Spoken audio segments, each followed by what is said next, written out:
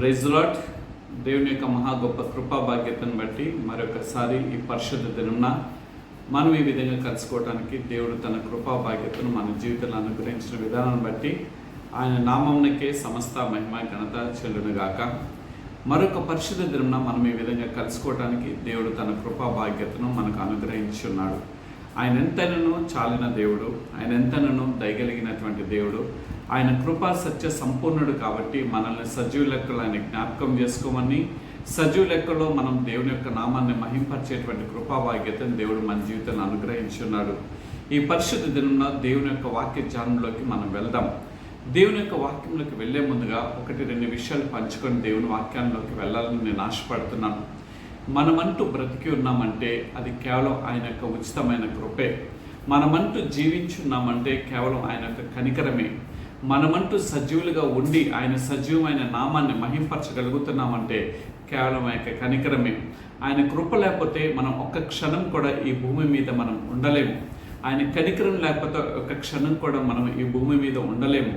అయితే ఆయన కృపా వాత్సల్య సంపూర్ణుడు కాబట్టి మనల్ని ఆయన రెక్కల చాటున భద్రపరిచి క్షేమంను అనుగ్రహిస్తూ ఆరోగ్యాన్ని ప్రసాదిస్తూ ఆయన సన్నిధానంలో కొంత సమయాన్ని గడిపేటువంటి మహా గొప్ప కృపావాగ్యత పరిశుద్ధ దినమున దేవుడు మన జీవితంలో అనుగ్రహించున్నాడు. దేవుని యొక్క వాక్య ధ్యానంలోకి మనం నేరుగా వెళ్ళిపోదాం.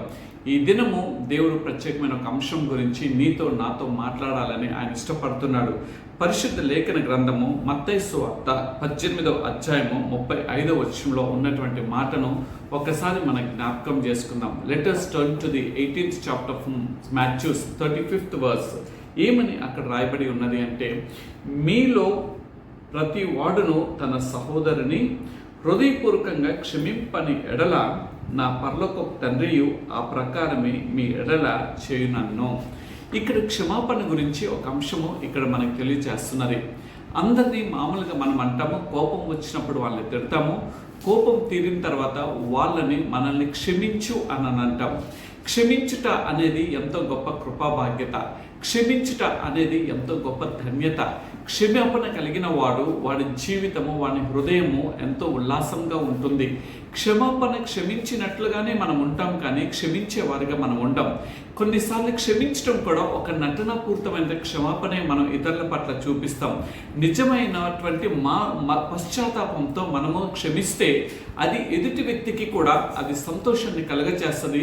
క్షమాపణ తీసుకున్న మనకి కూడా అది ఆనందాన్ని కలుగజేస్తుంటుంది. అయితే ఈ దినము క్షమాపణ గురించి కొన్ని అంశాలు మనం తెలుసుకుందాం. మనం ప్రతి వారం కూడా ఇక్కడ గమనిస్తున్న మాట ఏంటంటే, మీరు పరిశుద్ధుడైనటువంటి దేవుడు తెలియచేస్తున్నాడు.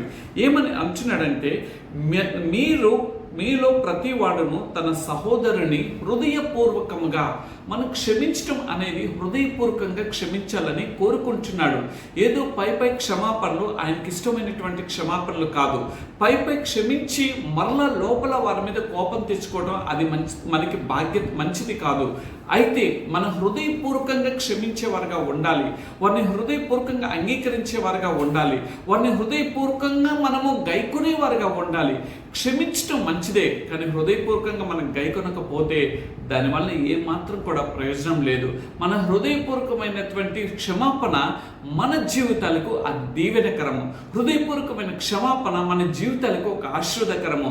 హృదయపూర్వకమైన క్షమాపణ మన జీవితాలను మాత్రమే కాదు, ఎదుటివారి యొక్క జీవితాల్లో కూడా ఒక మార్పుకు నాంది అవుతుంటుంది. అయితే మనం ఎదుటివారిని ఎంత గొప్ప మేరలో మనం క్షమించగలుగుతున్నాము. ఈ క్షమాపణ అనేది మానవుడికి దేవుడు అనుగ్రహించినటువంటి బాధ్యత. మానవులుగా ప్రతి ఒక్కరం కూడా తప్పిదం చేయటము అది మన లక్షణము. అయితే ఆ తప్పిదాన్ని సరిచేసుకోవటం అనేది అది బాధ్యత.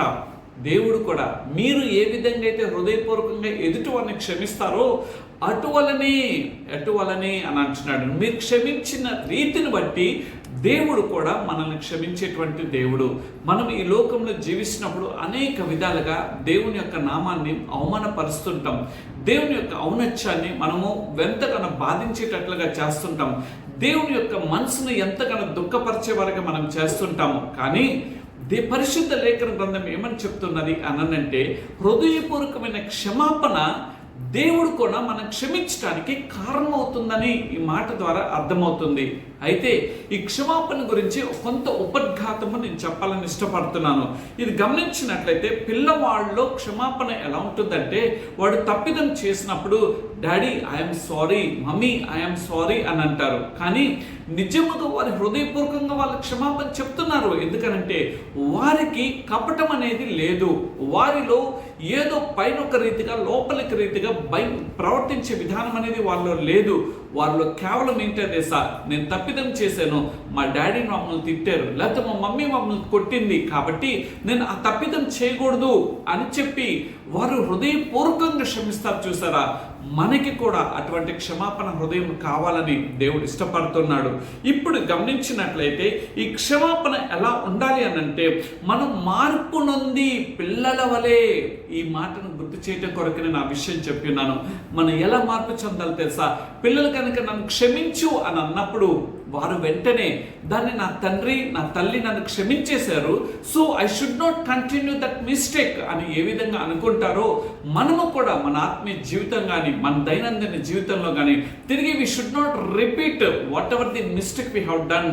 మనం చేసినటువంటి ఆ తప్పిదము మరలా తిరిగి చేయకోకుండా ఉండాలన్నదే దేవుని యొక్క నిశ్చయిత ఉన్నది. అందుకనే దాని యొక్క అర్థానికి ఎలా చెప్తున్నారనంటే, ఇప్పుడు చదవబడిన మాటకి మార్పు నొంది మీరు బిడ్డల వంటి వారైతే కానీ మనము పరలోక రాజ్యంలో ప్రవేశింపలేము అనేది కూడా పరిశుద్ధ లేఖన గ్రంథంలో రాయబడి ఉన్నది. దేవుని యొక్క వాక్యము మనకి ఎప్పుడు కూడా సెలవిస్తూ ఉంటుంది. ఎట్లా తెలుసా? పసిబిడ్డల గురించి పరిశుద్ధ లేఖన గ్రంథంలో అనేక మార్లు అనేక సువార్తల్లో కానీ లేకపోతే అనేకమైన యేసుక్రీస్తు ప్రభువారు తన నోటి మాట చేత కూడా మీరు పిల్లల వంటి వారైతే అనే మాట అంటున్నాడు. పిల్లలు నా ఎందుకు రానింది అలాంటి వారిని పరలోక రాజ్యమని దేవుని యొక్క తన నోటి ద్వారా మనకి ప్రచురణ చేస్తున్నారు. అయితే మనం పసిబిడ్డల వలె మన మనసు కూడా మారిపోతే మనం పరలోక రాజ్యంలో ప్రవేశిస్తామని దేవుని యొక్క వాక్యం సెలవిస్తుంది. నా ప్రియ సహోదరుడా, ఇది చాలా ఆలోచనాత్మకమైనటువంటి మాట. ఈ ఆలోచనాత్మక మాట ఎలా ఉండాలో తెలుసా? చిన్న పిల్లవాడు అంటే ఈ పిల్లవాడిని యొక్క మాటను గ్రీక్ భాషలో ఏమని రాయబడి ఉన్నది అని అంటే పిడియోన్ అని అంటారు దీన్ని. అంటే దీని యొక్క అర్థం ఏంటంటే చిన్న పిల్లవాడు లేదా శిశువు అని అర్థము. మనము చిన్న పిల్లవాడు కనుక వచ్చి ఏ విధంగా అరే నువ్వు తప్పు చేసావని చెప్పి ఒక దెబ్బ వేయటంతోనే మమ్మీ సారీ మమ్మీ ఇంకా నేను చేయను అని చెప్పి ఆ చిన్న పిల్లవాడు అంటాడు. చూసారా, ఆ తప్పు చేసేటప్పుడు ఆ పిల్లవాడు ఏం చేస్తాడంటే, అరే నేను ఈ తప్పు చేస్తే నా మమ్మీ మా డాడీ నన్ను కొడతారు, అరే నేను ఈ ద్రోహం చేస్తే మా మమ్మీ మా డాడీ నన్ను కొడతారు అనే ఒక భయం ఎలా ఉంటుందో మనకు కూడా మన ఆత్మీయ జీవితంలో కూడా తప్పిదం చేసినప్పుడు నా దేవుడు నన్ను శిక్షిస్తాడు.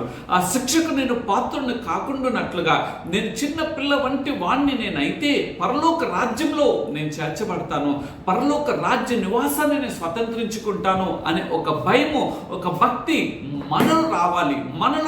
మనకు అటువంటి భక్తి ఉన్నప్పుడు మనం తప్పు చేయటానికి ఆలోచన చేయము. అందుకనే చిన్న పిల్లల లాంటి వారైతే తప్ప పరలోక రాజ్యంలో మనకి ఆ యొక్క కృపను పొందుకునేటువంటి బాధ్యత అనేది ఉంటుంది అనేది మనం అర్థం చేసుకున్నప్పుడు మనము మన జీవితాన్ని చాలా జాగ్రత్తగా మనం కాపాడుకుంటాము. ఇది చాలా ఆలోచనాత్మకంగా లేదా పరిపక్వతకు చెందినటువంటి వ్యక్తి కూడా వర్ణించడానికి దీనికి రూపకంగా ఈ పదాన్ని ఉపయోగించినట్లుగా తెలుస్తుంది. చిన్న పిల్లల యొక్క స్వభావాన్ని గురించి యేసుక్రీస్తు వారు ఒక పరిపూర్ణమైన ఆలోచనాత్మకంగా ఒక పరిపక్వత చెందినటువంటి ఆత్మీయ స్థితిలో మనం ఎదిగినట్లుగా ఈ యొక్క పరిశుద్ధ లేఖన గ్రంథంలో యేసుక్రీస్తు ప్రభువు వారే చిన్నపిల్లల యొక్క స్వభావాన్ని తీసుకొని మనకు మన ఆధ్యాత్మిక జీవితాలు పెంపొందింపబట్టకు ఆయన ఒక ఉపద్ఘాతంగా ఈ యొక్క మాటలు చెప్పినట్లుగా తెలుస్తున్నది. అయితే మన ఆధ్యాత్మికమైన వ్యక్తిగా మనం ఉండాలనంటే, మన ఆధ్యాత్మిక పరిపక్వం చెందిన వారుగా ఉండాలంటే, ఆధ్యాత్మికమైన వినయపూర్వకమైన మనసు కలిగిన వారుగా మనం ఉండాలంటే మనలో ఏముండాలో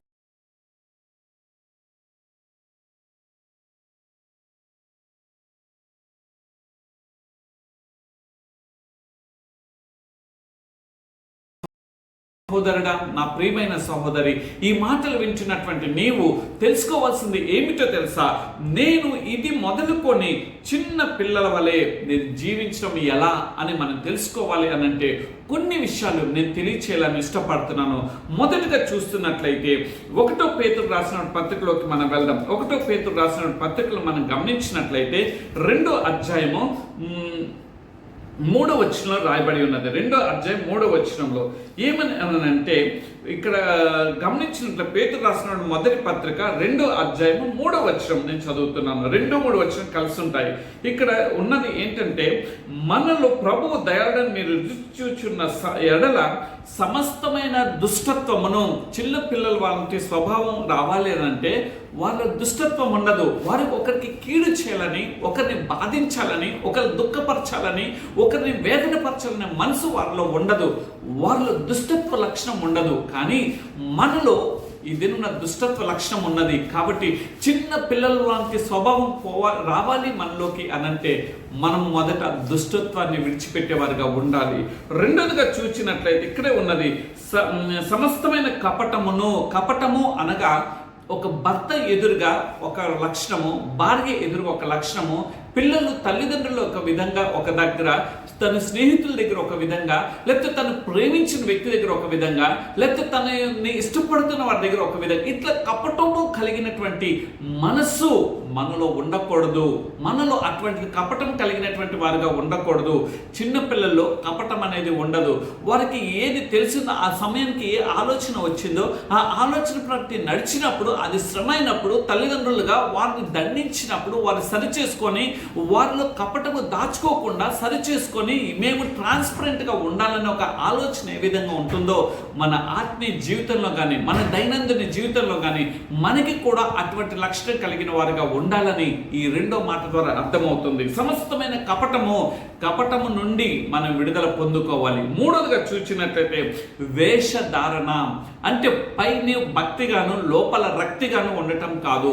పైన బాహ్యంగా నువ్వు ఏ విధంగా అయితే నీ యొక్క ముఖము ఇతరులకు ఆకర్షించే విధంగా ఉందా, లేకపోతే నీ యొక్క ముఖము ఇతరులను దేవుని యొక్క మార్గాన్ని చూపించేటట్లుగా ఉంటుందా, లేకపోతే లోక ఆచారాల్ని, లోక భావాల్ని, లోకంలో ఉన్న వాటిని పొందుపరిచేదిగా ఉంటుందా అనేది మనం జ్ఞాపకం చేసుకోవాలి. కాబట్టి మనము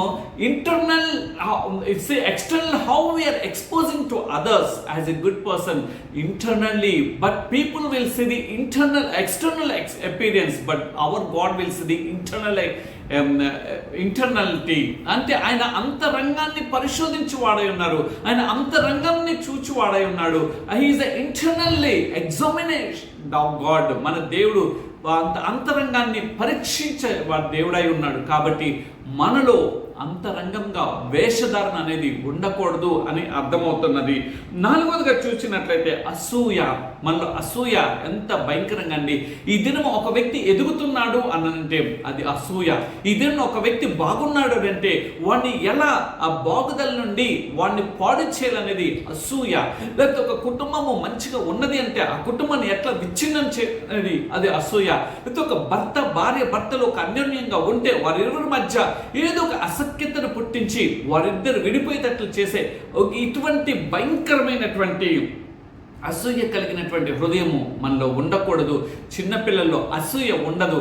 వారు మా డాడీ కొట్టారు, నేను మా మమ్మీ తిట్టింది కాబట్టి నా మమ్మీ మా డాడీ అది చేస్తే తప్పు అనుకొని ఎక్కడ కూడా వారి మీద అసూయ పెట్టుకోరు.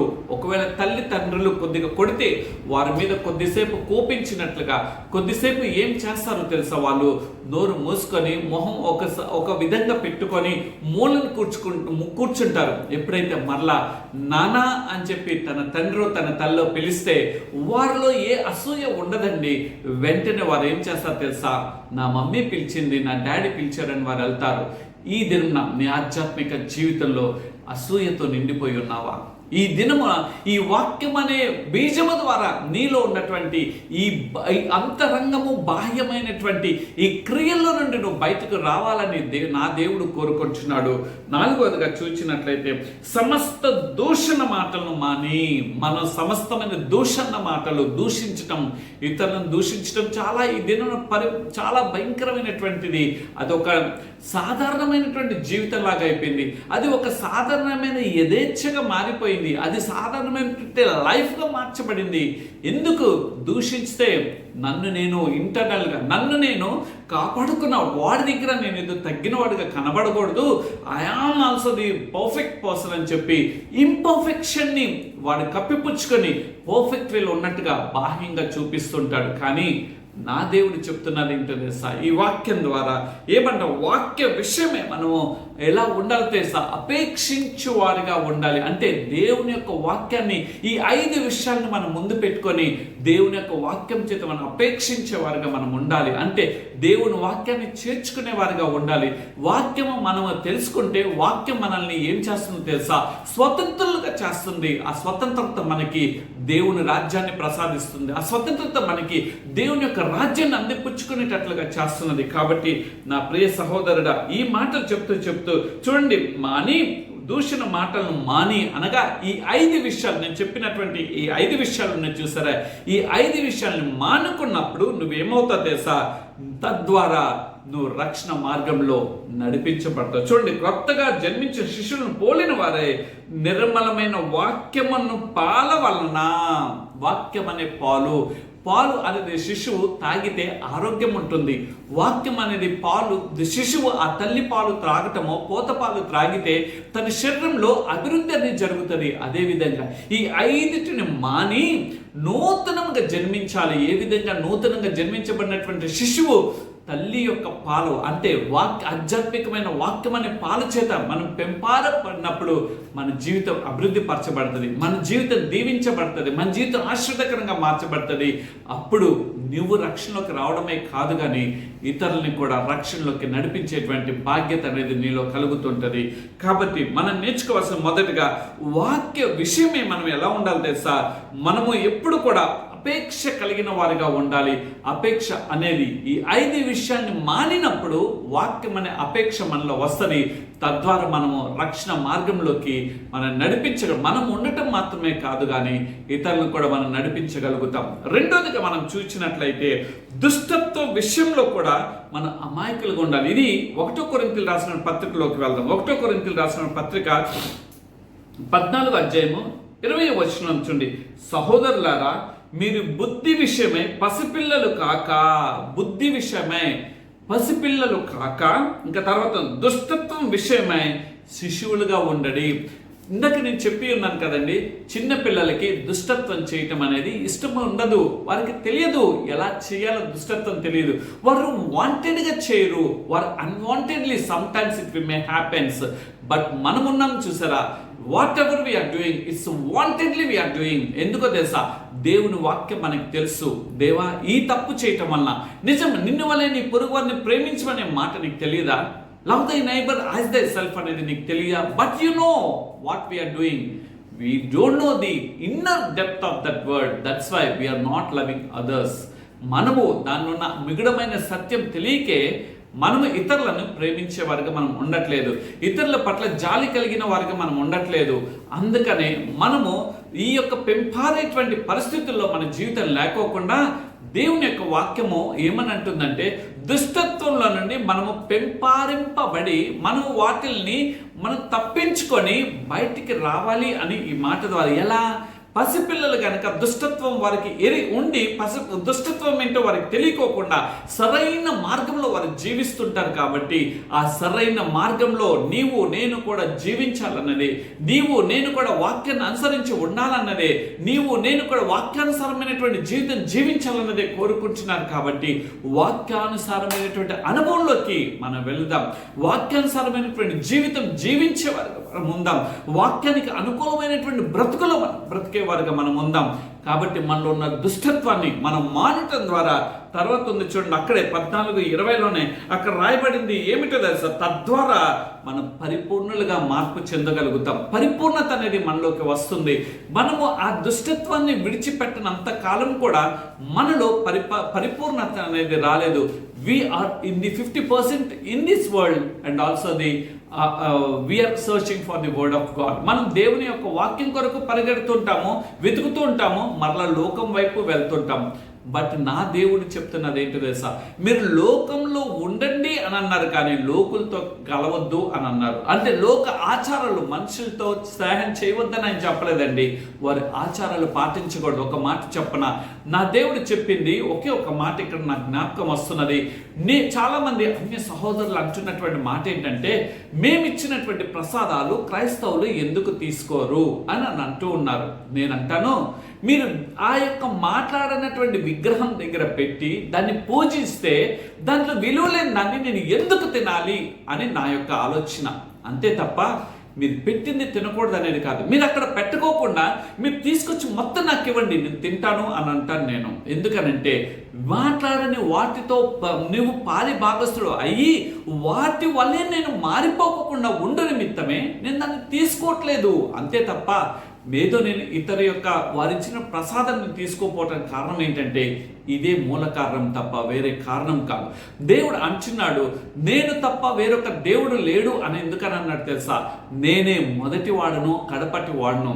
అంటే ఉన్నటువంటి వారు అనేక మంది అంటున్నారు, ఇదిగో మాకు కోటి దేవతలు ఉన్నారు, దేవుళ్ళు ఉన్నారు, వారు కాదా అనంటే నేనంటాను, వారితో నువ్వు ఏదో ఒక విగ్రహాన్ని పెట్టుకోను, లేకపోతే ఒక దాన్ని పెట్టుకోను, నువ్వు పూజించడం కాదు, నువ్వు అన్వేషణ చేయి. ఆ అన్వేషణలో నుండి ఆంతర్యం ఏంటో నువ్వు గ్రహించగలుగుతావు. ఆంతర్యంలో నుండి పరిపక్వతలోకి మార్చబడతావు. ఆ పరిపక్వత నిన్ను పరిపూర్ణతలోకి నడిపిస్తుంది. ఆ పరిపూర్ణత నిన్ను నిత్య రాజ్యానికి చేరుస్తుంది. నా ప్రియ సహోదరుడా, ఏదో కించపరచట కొరకు కాదు, కానీ నీతో మాట్లాడ, నీకు జవాబు ఇవ్వండి దాని ముందు పెట్టి నువ్వు ఇస్తే దానివల్ల నీకు వచ్చేటువంటిది ఏంటి, దాన్ని తీసుకోవటం వల్ల మనలో ఏమైనా మార్పు కలుగుతుందా, దాన్ని తీసుకోవటం వల్ల మనకి నష్టం వస్తుందా అంటే నష్టం రాదు కాదు, కానీ ఎందుకు కాని రాటు వాటి వల్లే మీరు తయారైపోతారు అని నా వాక్యం చెప్తున్నది. ఎందుకనంటే వాటిలో నోరుండి మాట్లాడవు, కన్నులుండి చూడవు, చెవులుండి వినబడవు. కాబట్టి వినని వాటి దగ్గర పెట్టింది, మాట్లాడిన దాని దగ్గర పెట్టింది, కళ్ళు నుండి చూస్తున్నట్లు కనిపిస్తూ చూడలేనటువంటి నా పరిస్థితిని అర్థం చేసుకోలేని దాని గురించి, వాటి గురించి నేను ఎందుకు పెడితే తీసుకోవాలన్న ఒక ఆలోచన తప్ప వేరొక ఆలోచన కాదు. కాబట్టి ఈ దినం ఈ మాటలో ఎందుకు నేను చెప్పవలసి వస్తున్నది అని అంటే, మనలో దుష్టత్వ విషయంలో మనం చాలా జాగ్రత్తగా ఉండాలి. అంటే అది నీకు దుష్టత్వము అనేది నీకు తెలియదు. ఒక మాట నేను ఇక్కడ చెప్పాలని నేను ఇష్టపడుతున్నాను. చాలామంది ఈ దినాల్లో వారు ఏమి చేస్తున్నారు అని అంటే, పండుగలు వస్తారు అడుగుతుంటారు, చందాలు అడుగుతుంటారు.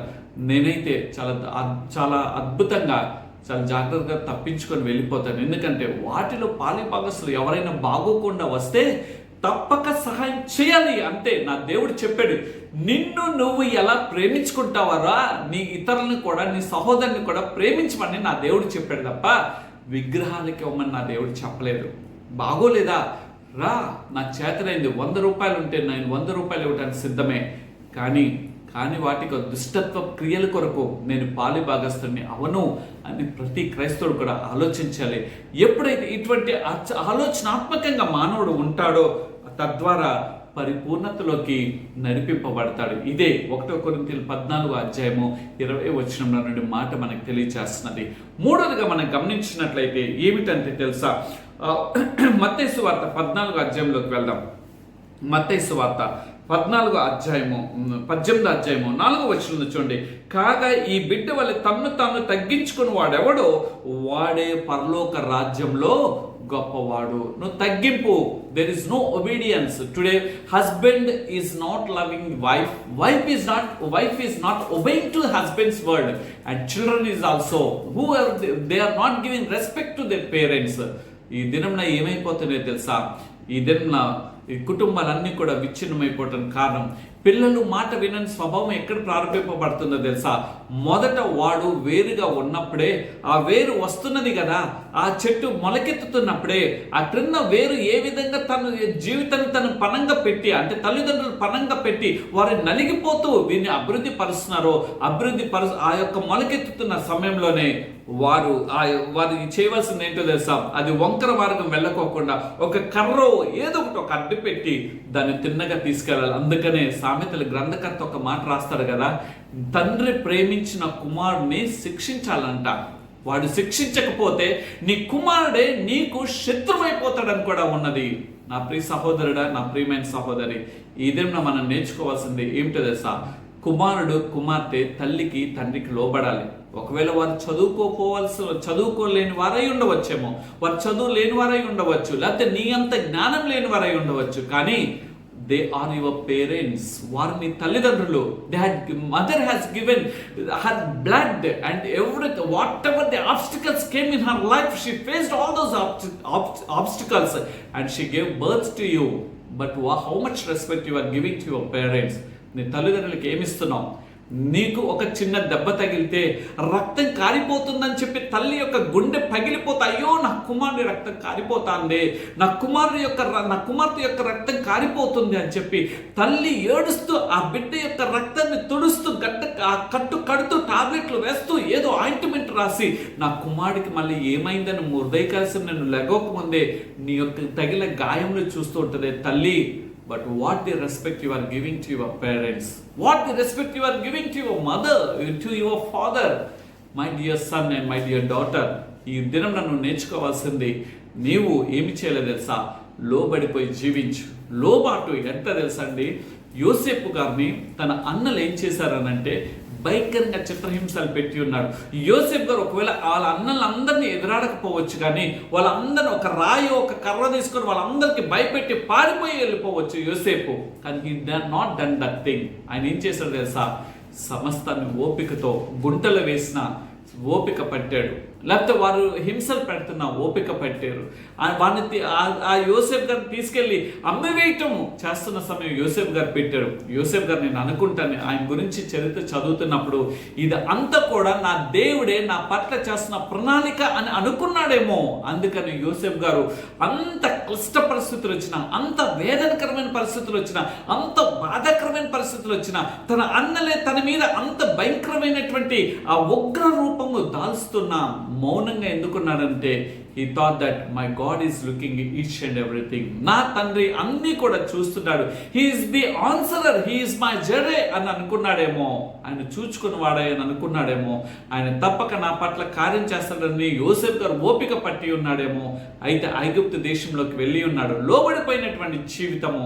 అయితే ఆయన్ని అక్కడికి వెళ్ళిన ఒక స్త్రీ ద్వారా తను ముందు తరమబడిన ఆ స్త్రీతో పాపం చేస్తే ఆ స్త్రీ ద్వారా తను ఎంతో భోగభాగ్యాలు అనుభవించవచ్చు. కానీ ఒక మాట అంటాడు, ఆదికాండంలో రాయబడి ఉంటుంది, చాలా ఇష్టమైన మాట, ఇంతటి దుష్కార్యము చేసి నేను నా దేవునికి విరోధి శత్రువునవుతానా, అంటే విరోధి అని అవుతానా అని అంటాడు. What's a great opportunity he lost అని ఆయన బాధపడలేదు. That it's my privilege to run from you అని అనుకున్నాడు. ఆ స్త్రీ నుండి పరిగెత్తడమే గొప్పదని అనుకున్నాడు. అయితే జరిగింది ఏంటో, గొప్ప బాధ్యతను అందుకున్నాడు. ఏమిటో తెలుసా?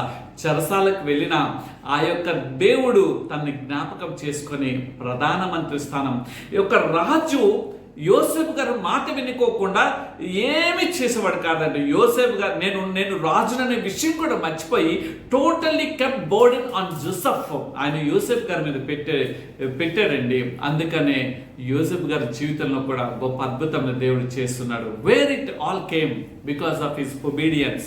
Today our children are obeying to parents, our children listening the word of the parents, our children are following the word of God.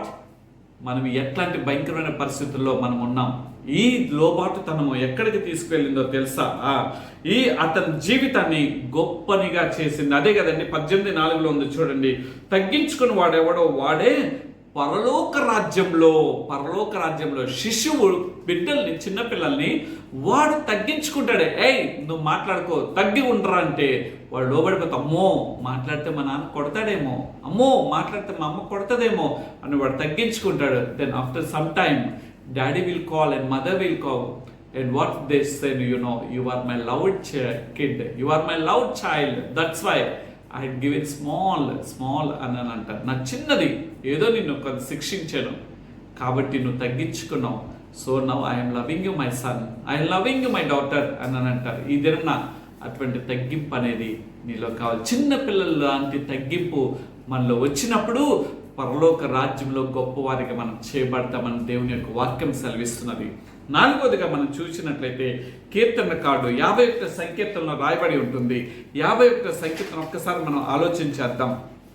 అక్కడ గమనించినట్లయితే కొన్ని మాటలు ఉన్నాయి. 13, 14, 51, 13 నుండి మనం చూసినట్లయితే అతిక్రమము చేయవారికి అనే మాట అక్కడ కనిపిస్తుంది.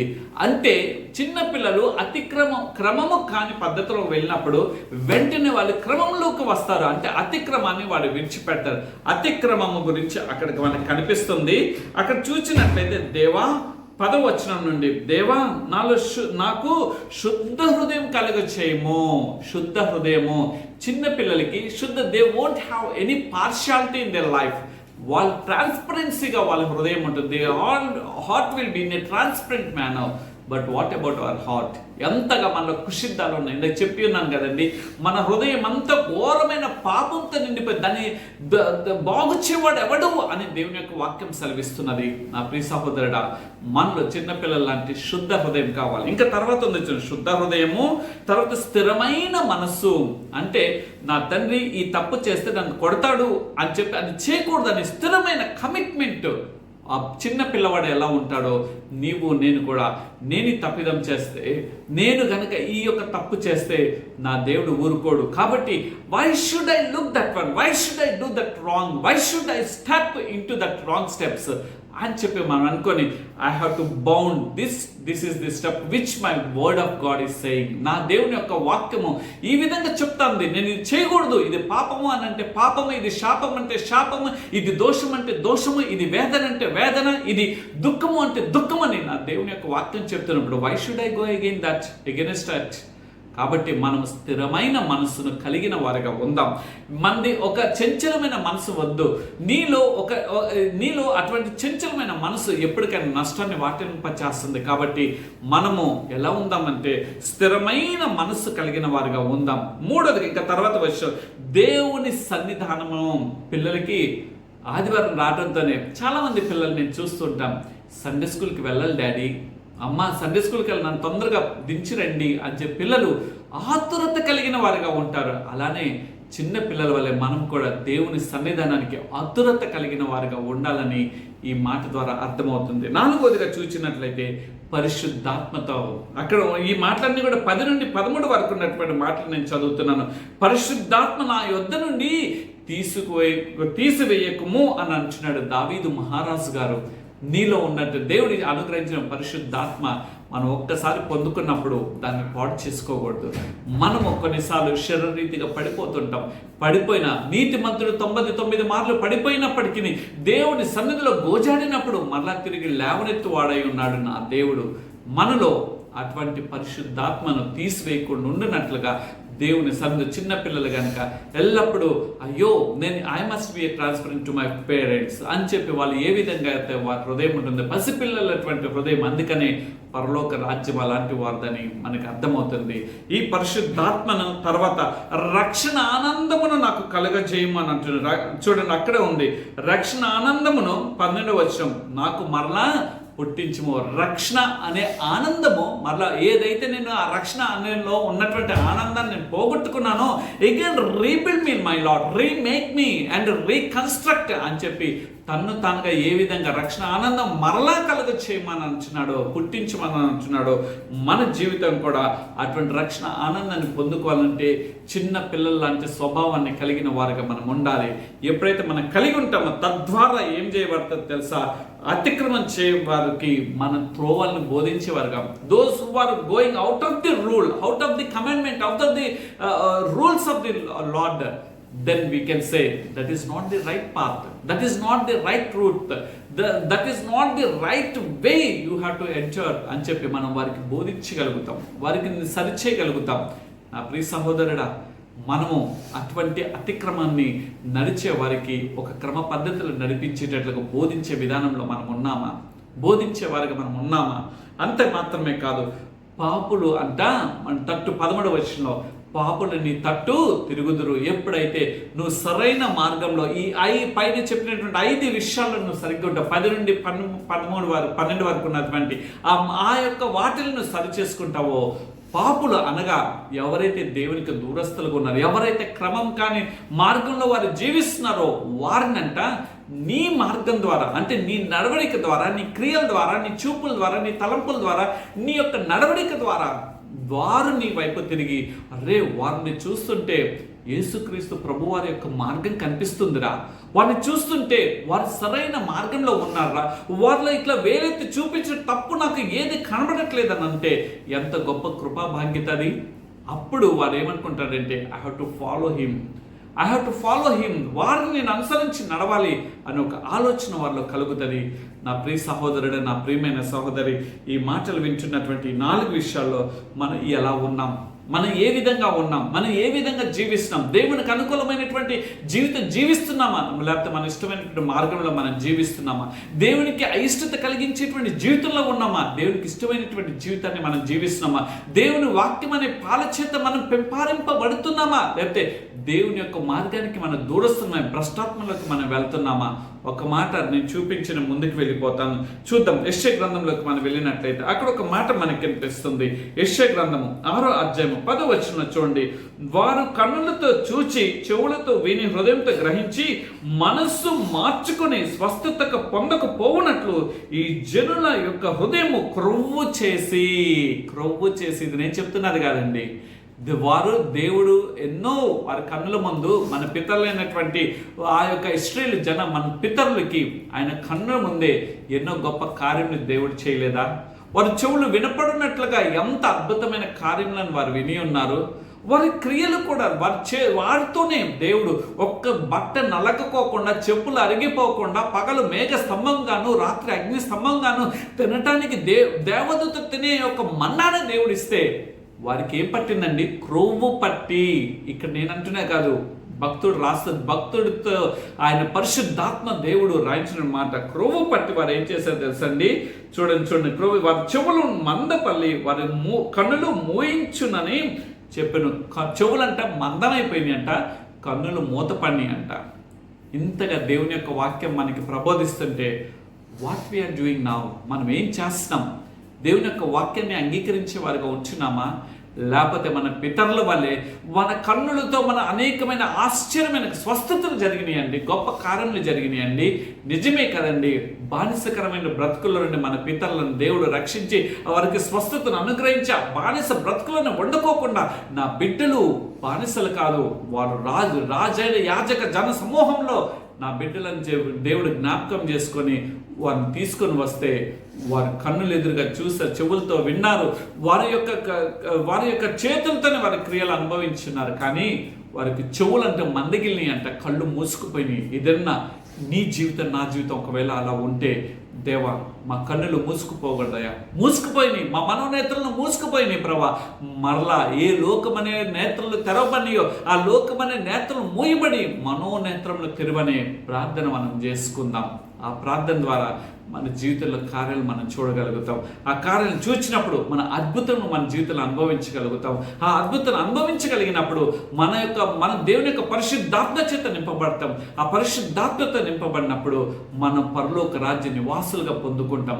అందుకనే మొదటిగా ఇందాక చెప్పినటువంటి కంక్లూషన్ బట్టి ఏమన్నంటే, మన ప్రపంచంలో గొప్పవాడి కావాలంటే మనం ఎదగాలి అని అంటారు. కానీ నా దేవుని యొక్క వాక్యం పరలోక రాజ్యం చేరాలంటే, గొప్పవాడి కావాలనంటే నువ్వు తగ్గిపోవాలి. నువ్వు ఎదగటం అనేది లోకం చెప్తుంది, కానీ నా దేవుని యొక్క వాక్యం చెప్తుంది తగ్గిపోవాలి అని అంటుంది. దేని అందు? నీలో ఉన్నటువంటి గర్వాన్ని, ఆ యొక్క 5 విషయాలను మొదటగా నేను చెప్పిని, లేకపోతే తర్వాత ఈ యొక్క ఏ విధంగా అయితే అతిక్రమములను దాచిపెట్టేవాడు వర్ధిల్లడు అని చెప్పేసి వాటిని విడిచిపెట్టేవాడు కనికరం పొందుకుంటాడని దేవుని యొక్క వాక్యం అంటుంది. ఈ వాక్యముల చేత దేవుడు మనం స్థిరపరిచి మనల్ని కూడా అటువంటి క్షమాపణ, చిన్నపిల్లలు ఏ విధంగా అయితే డాడీని సారీ అన్నప్పుడు మన తల్లిదండ్రులు మనం క్షమిస్తామో, మన దేవుడు ఈ విషయాల్లో కూడా మనం సరిచేసుకున్నప్పుడు దేవుడు క్షమించి ఆయన కృప చూపించి ఆయన పరలోక రాజ్యంలో మనల్ని వాసులుగా చేస్తాడు. అటువంటి మహా గొప్ప కృపా భాగ్యత దేవుడు మనందరికీ దయచేయునుగాక. ఆమేన్. చిన్న ప్రార్థన చేసుకుందాం. సర్వోన్నతుడా, సర్వశక్తిమంతుడా, ఈ పరిశుద్ధ దినాన మీరు మాకు ఇచ్చినటువంటి వాక్యాన్ని బట్టి వందనాలు. ఈ వాక్యం నందు మమ్మల్ని ప్రతిష్ఠ చేయమని, మమ్మల్ని మేము సరిచేసుకుని మీ కొరకు జీవించినట్లుగా మాకు ఆ కృపను అనుగ్రహించమని, మాలో ఉన్న ప్రతి దుష్టత్వంని విడిచిపెట్టి తండ్రి మీకు అనుకూలమైనటువంటి జీవితము మీ వాక్యం చేత మా జీవితాన్ని కట్టుకునేటువంటి కృపా భాగ్యతను దయచేయమని మీ కృప కలిగిన హస్తాలకి అప్పగించుకుంటూ తండ్రి ఈ మా జీవితంలో గత 8 నెలలు కాచి కాపాడి ఈ ఆఖరి పరిశుద్ధ దినం ఆగస్టు నెల 31వ తారీఖు వరకు మమ్మల్ని సజీవ లెక్కలుగా ఉంచి తండ్రి అని పిలిచేటువంటి కృపా భాగ్యత మాకు అనుగ్రహించినారు నాయన. ఇంకా కొద్ది నిమిషాల్లో కొద్ది గంటల్లో నాయన మేము నూతన మాసంలో ప్రవేశింపబోతున్నాం తండ్రి. నూతన ఆత్మతో, నూతన శక్తితో, నూతన బలంతో, నూతన రూపాంతర అనుభవంలోకి మమ్మల్ని నడిపించి మీ కొరకు నమ్మకమైన సాక్షిగా జీవించే కృపా భాగ్యత దయచేయమని, అభాగ్యునైన నన్ను, ఏ మంచి లేని వాడిని ప్రభా, పాపిని నన్ను జ్ఞాపకం చేసుకొని నన్ను నేను సరిచేసుకోవటానికి మరొక అవకాశాన్ని మీరు ఇచ్చినందుకు మీకు వందనాలు చెల్లిస్తూ తండ్రి, గడిచిన వారమంతా, గడిచిన మాసంలన్నీ కూడా మీ కృపాక్షేమాలతో మమ్మల్ని కాచి కాపాడి మా జీవితంలో మీరు ఇవ్వబోతున్న నూతన మాసంలోకి మమ్మల్ని క్షేమకరంగా, ఆరోగ్యకరంగా, దీవెనకరంగా ప్రవేశించేటువంటి కృపా భాగ్యత దయచేయమని మీ దయగలిగిన హస్తాలకి మమ్మల్ని మేము అప్పగించుకుంటూ నజరుడైన యేసు క్రీస్తు వారి అతి శ్రేష్టమైన నామంలో ప్రార్థించి వేడుకొచ్చున్నాను తండ్రి. ఆమేన్. తండ్రి దయ, కుమారుని ప్రేమ, పరిశుద్ధాత్మ అన్యోన్య సహవాసం మనందరికీ తోడయండి. ఆయన రాకడ పర్యంతం వరకు ఆయన యొక్క అడుగుజాడలో నడిచేటువంటి కృపా భాగ్యత దేవుడు మనకి దయచేయునుగాక. ఆమేన్, ఆమేన్, ఆమేన్. మంచిది నా ప్రియ సహోదరుడా, నా ప్రియమైన సహోదరి, దేవుని యొక్క మహా గొప్ప కృపా భాగ్యతను బట్టి దేవుడు మనందరినీ కూడా ఈ 2025 సంవత్సరం ఆగస్టు నెల 31వ తారీఖు వరకు కూడా కేవలం ఆయన యొక్క కృప, ఆయన యొక్క కనికరం, ఆయన యొక్క దయ, ఎందరో మన కళ్ళ ముందు వారు పిచ్చుకలు రాలిపోయిన నీటి బుడగ వలె వారు ఆవిరైపోతున్నారు. కానీ నువ్వు నేను క్షేమంగా ఉన్నామంటే ఆయన కృపము కదా. ఆయన కృపను మనం తలపోసుకుంటూ, ఆయన స్తుతిస్తూ, ఆయన ఆరాధిస్తూ నూతన మాసంలో ప్రవేశిద్దాం. మీరు మా గురించి మా ప్రార్థన చేయండి, అదేవిధంగా మీ గురించి మేము ప్రార్థన చేస్తాం. మా యొక్క పరిచర్ల గురించి, మా యొక్క ముందున్నటువంటి పరిచర్లు ముందు కొనసాగునట్లుగా మీ అనుదిన ప్రార్థనలు జ్ఞాపకం చేసుకోమని మీ ప్రార్థన సహాయ సహకారాలు కోరుకుంటూ మీ దగ్గర నుండి ఈ యొక్క ఆగస్టు మాసం 31వ తారీఖున సెలవు తీసుకుంటున్నాం. మీ యొక్క ఆత్మీయ సహోదరుడు Kalapala Sanjay. Thank you very much. God bless you all.